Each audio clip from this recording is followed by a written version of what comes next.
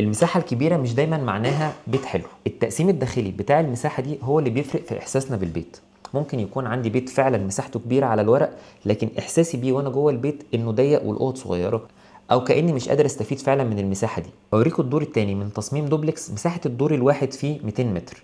كان عندنا إمكانية إننا نقسم الدور ده زي ما نحب. شوفوه قولوا لنا رأيكم، استفدنا فعلا من المساحة دي ولا لأ؟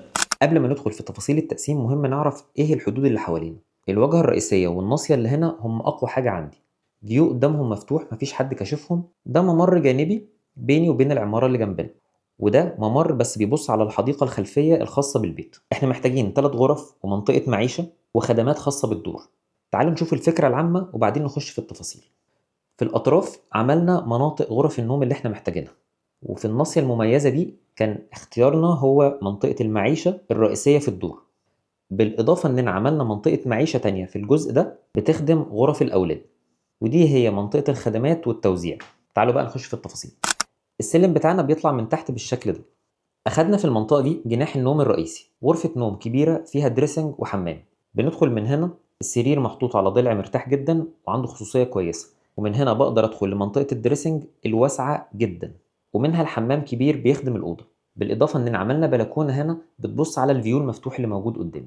جنبها أخدنا منطقة معيشة خاصة بالدور، وراعينا إن المنطقة دي ممكن تتفصل لوحدها وتبقى معيشة خاصة بمنطقة النوم بس، لأن عندي معيشة تانية خاصة للأولاد. هنا عندي شطرة كبيرة جدا، ولازم أعمل بلكونة لأن ده هو أفضل فيو عندنا.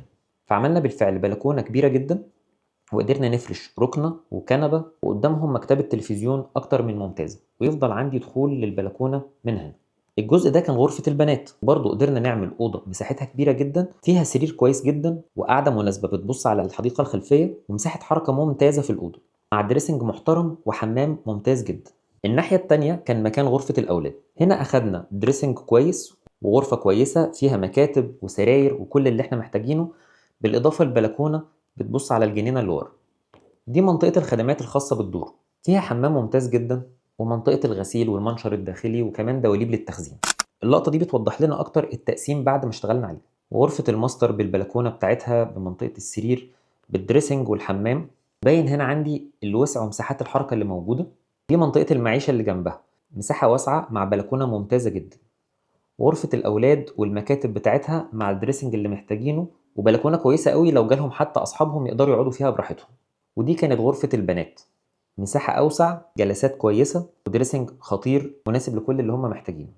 ده كان حل من الحلول اللي عملناها للمشروع ده. حاولنا ان نحقق كل الاحتياجات بتاعة صاحب البيت ونستفيد فعلا من المساحة اللي موجودة عندنا. قولوا لنا رأيكم ايه.